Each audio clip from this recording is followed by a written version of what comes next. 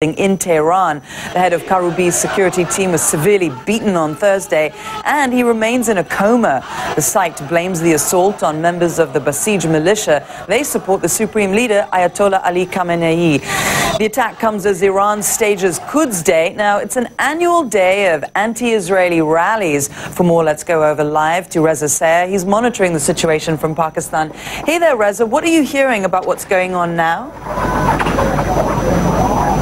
Zain, large crowds gathering in Tehran at this hour, as well as other cities throughout Iran to commemorate Quds Day or Jerusalem Day. This is the one day out of the year when Iran and other Muslim countries hold rallies to show their solidarity with the Palestinian cause. We're monitoring Iranian state-run TV. You're looking at Friday prayers now, where I believe President Mahmoud Ahmadinejad is delivering his speech for Quds Day. We've seen large crowds in cities like Tehran, Kerman, Mashhad. We've seen people holding up death to Israel signs, death to America signs, which is par for the course for this rally every year. Of course, Iran sees itself as a leader in the Palestinian fight against Israel, and that's precisely why Iran has won a lot of support outside of the country and the Arab streets.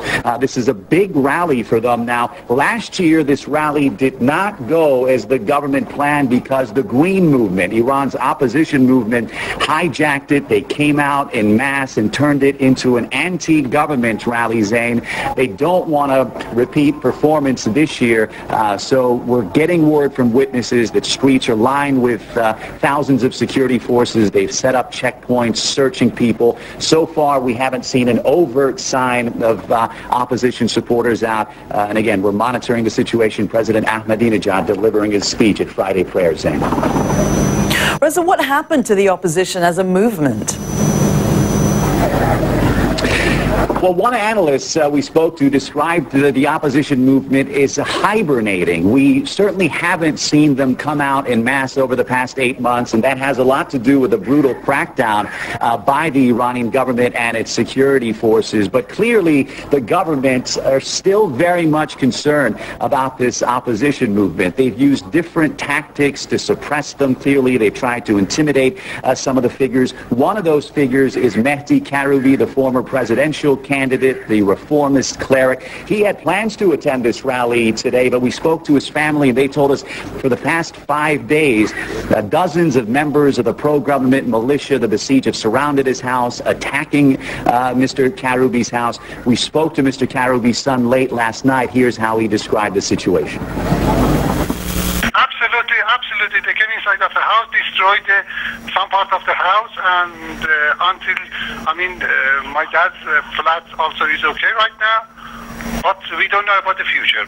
Did they try to attack Mr. Karroubi himself? Did they try to attack him? That's right. They wanted, they said, they are shouting and said, we want to do that, we want to kill him.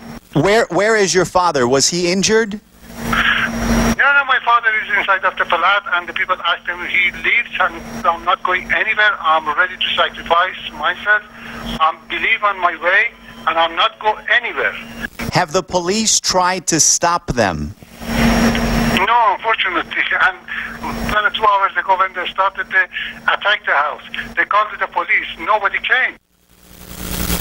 We just spoke with Mr. Karroubi's son an hour ago, and he says the crowds are still there. That's why he's decided not to attend these rallies. He says it's much too dangerous. We're going to keep our eye on things for the next few hours, Zain.